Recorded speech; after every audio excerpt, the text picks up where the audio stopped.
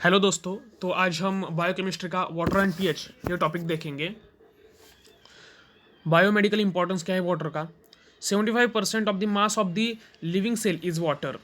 Ability to solvate organic and inorganic molecule, reactant और product in many metabolic reaction, slide propensate to dissociate into hydroxide ion and proton।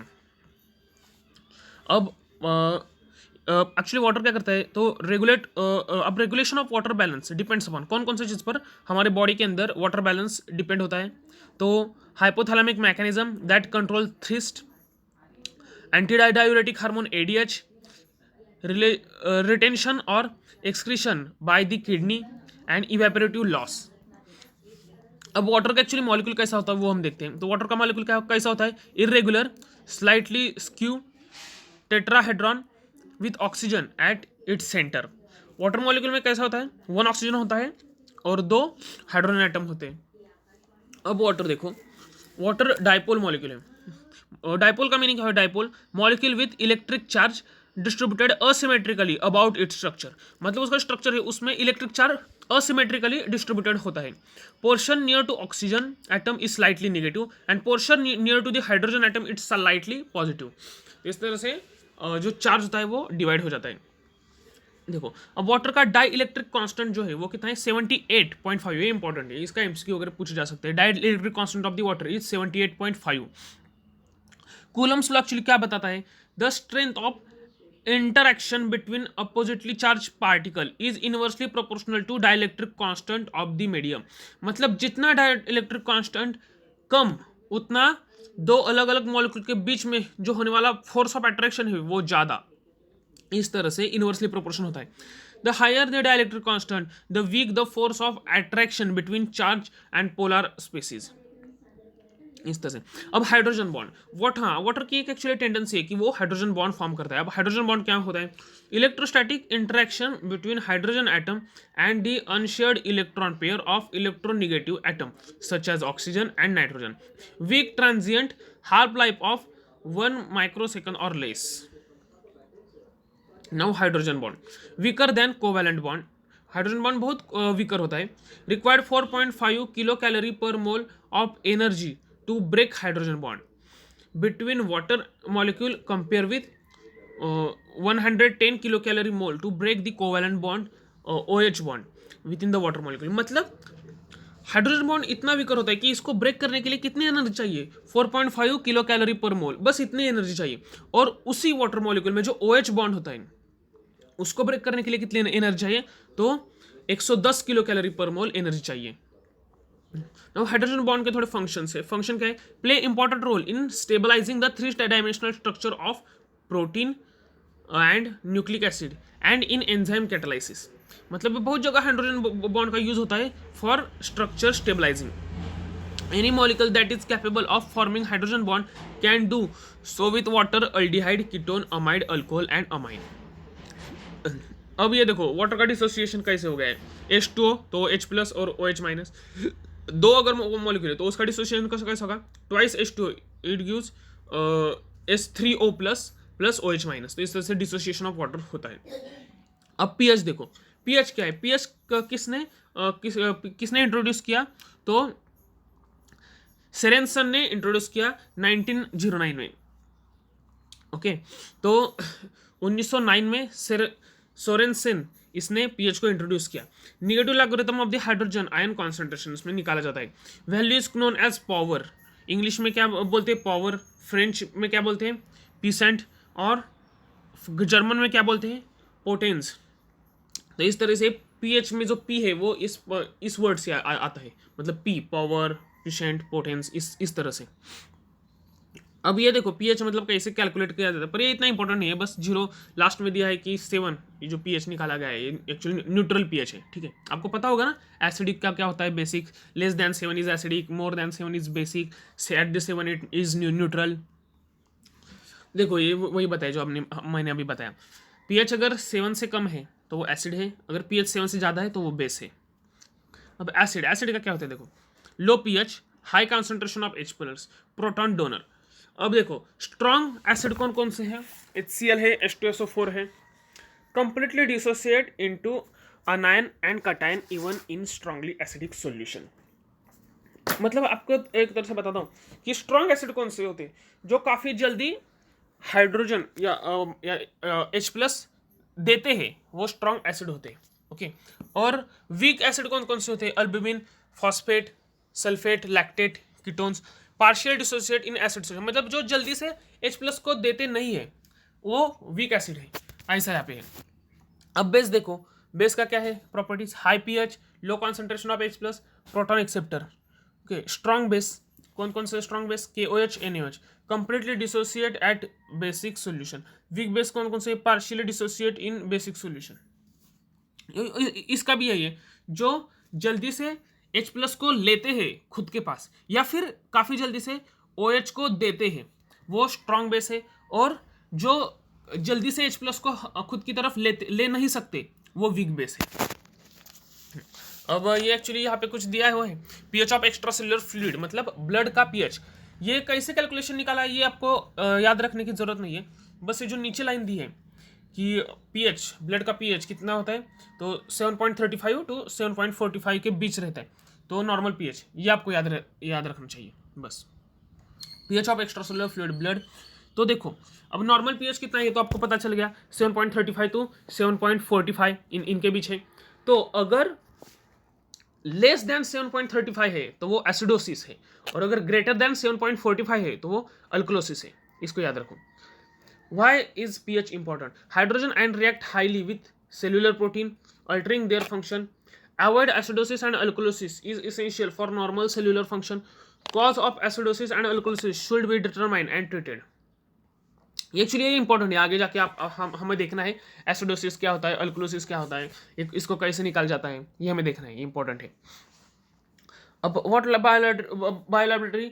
what laboratory examination will show the acid base status pH of the patient. तो देखो actually ये important है. ABG यानी क्या? Arterial blood gas. इसको blood से निकाला जाता है. कैसे? देखो, ये फर्स्ट डायग्राम में दिखाया है, राइट रेडियल आर्टरी दिखाई है. सेकंड डायग्राम में कैथेटर का इस्तेमाल करके फीमोरल आर्टरी से मतलब कैसे ब्लड निकाल जाता है, वो दिखाया गया है. थर्ड डायग्राम में ब्रैकियल आर्टरी दिखाई गई है, उसकी 2 ब्रांचेस, रेडियल आर्टरी और अल्नार आर्टरी. तो ये जो आर्टरीज है ना, उसमें से कैथेटर की हेल्प से ब्लड को निकाल जाता है, और उस वहाँ पे आर्टेरियल ब्लड गैस को मेजर किया जाता है. ये इंपॉर्टेंट है, आर्टेरियल ब्लड गैस यानी कि ABG. What information does arterial blood gas provide about the patient? देखो, अब आर्टेरियल ब्लड गैस क्या होता है? ऑक्सीजनेशन यानी कि partial pressure of O2, amount of oxygen dissolve in blood. And ventilation यानी partial pressure of carbon dioxide. Adequate of ventilation is inversely proportional to the partial pressure of carbon dioxide. मतलब ventilation मतलब क्या? कि oxygen का प्रमाण बढ़ना. तो अगर वेंटिलेशन बढ़ता है तो partial pressure of carbon dioxide कम हो जाता है, और अगर वेंटिलेशन कम हो जाता है तो partial pressure of carbon dioxide बढ़ जाता है. मतलब इनवर्सली प्रोपोर्शनल है वेंटिलेशन और partial pressure of carbon dioxide. अब देखो, acid base status, pH HCO3- base deficient. देखो, अगर ये आपने हमने देखा, मतलब ये ब्लड के लिए जो रिलेटेड है वही चीज़, मतलब एक्स्ट्रा सेलुलर फ्लूइड यानी ब्लड, उसके लिए जो रिलेटेड है वही चीज़ वैसी ही एबीजी के लिए भी है. अगर पीएच लेस देन 7.35 है तो एसिडोसिस, अगर पीएच ग्रेटर देन 7.45 है तो alkalosis. What are the normal arterial blood gas value in the healthy patient breathing room air at sea level? तो देखते हैं. देखो, एबीजी अगर पीएच 7.35 से लेकर 7.45 के बीच है तो वो नॉर्मल कंडीशन है. Partial pressure of carbon dioxide कितना होना चाहिए? 35 to 45 mm of Hg. Partial pressure of oxygen कितना होना चाहिए? 80 to 100 mm of Hg. Bicarbonate HCO3 का कॉन्सेंट्रेशन कितना होना चाहिए? 22 to 26 मिली इक्विवेलेंट पर लीटर. बेस डिफिशिएट कितना होना चाहिए? +3 to -3. और ऑक्सीजन सैचुरेशन 95% to 100%. अब ये जो टर्म है इसमें से सिर्फ 3 टर्म है जो काफ़ी इंपॉर्टेंट है और हमें याद रखनी ही चाहिए. वो है पीएच 7.35 से लेकर 7.45. Partial pressure of carbon dioxide वो 35 से 45 mm ऑफ Hg. और बाइकार्बोनेट यानी HCO3 वो 22 to 26 मिली इक्विवेलेंट पर लीटर. तो ये जो 3 टर्म है वो काफ़ी इंपॉर्टेंट है, हमें याद रखनी चाहिए. How to regulation of acid base balance traditionally described. अभी एक्चुअली हेंडरसन हैसलबैच इक्वेशन दिया है, ये इतना इंपॉर्टेंट नहीं है, बस इसका डेफिनेशन क्या है वो एक बार देखते हैं। देखो यहाँ पे डेफिनेशन है, to prevent a change in pH, any increase or decrease in partial pressure of carbon dioxide should be accompanied by compensatory increase or decrease in bicarbonate HCO3।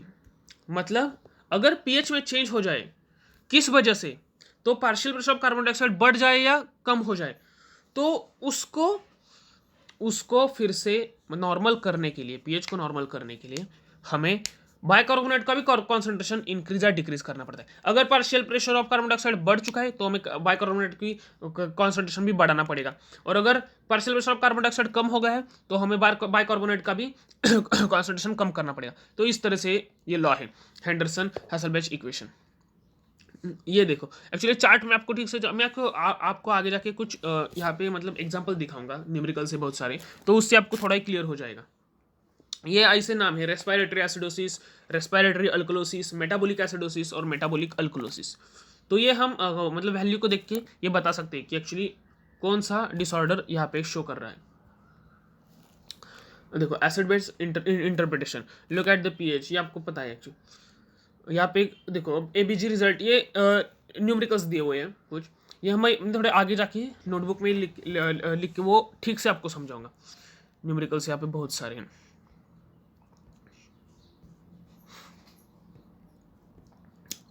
Normal क्या है, अनकम्पेंसेटेड क्या है, कंपेंसेटेड सेटर क्या होता है, ये ठीक से मैं आपको समझाऊंगा, ठीक है। पहले देखते हैं मेटाबॉलिक एसिडोसिस जो होता है वो किस वजह से होता है। तो keto acidosis, lactic acidosis, toxin, methanol, ethylene glycol, salicylate, uraemia, diarrhoea, renal tubular acidosis. तो ये जो है ये सिम्टम्स कब दिखते हैं इनके, मेटाबॉलिक एसिडोसिस के दौरान। रेस्पिरेटरी एसिडोसिस, तो central nerve system depression, anaesthetic, neuromuscular blockers, okay, COPD, sepsis, malignant, hyperthermia, hyper metabolic state. Respiratory alkalosis कब दिखती है, hyper ventilation syndrome, pain and anxiety, okay. तो बफरिंग को देखो, बफरिंग एक्चुअली क्या है, ability to resist a change in pH following addition of strong acid और base. म्हणजे मतलब अगर पीएच चेंज हो रहा है तो उसे रोक देना। कैसे रोक देना, तो उसके लिए क्या करना पड़ता है, तो एडिशन ऑफ स्ट्रॉन्ग एसिड और बेस की जब एडिशन हम करते हैं तो पीएच चेंज नहीं होता, तो इसको बफरिंग बोलते हैं। Very important to maintain pH and prevent acidosis और अल्कोलोसिस। मतलब अगर एसिडोसिस और अल्कोलोसिस हो रहा है तो उसे प्रिवेंट करने के लिए हमें पीएच को मतलब पीएच को मेंटेन करना पड़ता है, तो उसे बफरिंग बोलते हैं। What are the major buffering systems of the body, कौन कौन से major buffering system, bicarbonate, albumin, intracellular protein and phosphate. ये जो चार है वो मेजर बफरिंग सिस्टम्स है। What organ play a major role in acid base balance, acid base balance में कौन कौन से ऑर्गन बहुत अच्छा मतलब कौन कौन से रोल मेजर रोल प्ले करते हैं, कौन कौन से ऑर्गन, तो लंग्स है। लंग्स क्या करता है, इंक्रीज और decrease ventilation to compensate for metabolic disturbance. Kidney क्या करती है, eliminate fixed acid, control elimination of electrolyte, bicarbonate and water. अब लीवर क्या करता है, metabolism of acids and gastric intestinal tract, GIT क्या करता है, secrete acidic solution. Severe acidosis, अब सीवियर एसिडोसिस का पीएच इज लेस देन 7.20। अब मेजर कंसिक्वेंस, तो अगर सीवियर एसिडोसिस हो जाए मतलब बहुत ज़्यादा, देखो 7.35 से अगर कम पीएच आ जाए तो इसको एसिडोसिस बोलते हैं, पर अगर उससे भी कम मतलब 7.20 से भी कम अगर पीएच आ जाए तो उसको सीवियर एसिडोसिस बोलते हैं। तो इसका क्या है, important of cardiac impairment of cardiac contractility, cardiac output, arrhythmia, ventricular vibration, hypotension, increase pulmonary vascular resistance, confusion, ऑप्टिकन कोमा, इंसुलिन रेजिस्टेंस, हाइपरकेलमिया। तो मतलब ये इसके सिम्टम्स हैं। सीवियर अल्केमिया, तो अगर पीएच देखो, पीएच अगर 7.45 से ऊपर जाए तो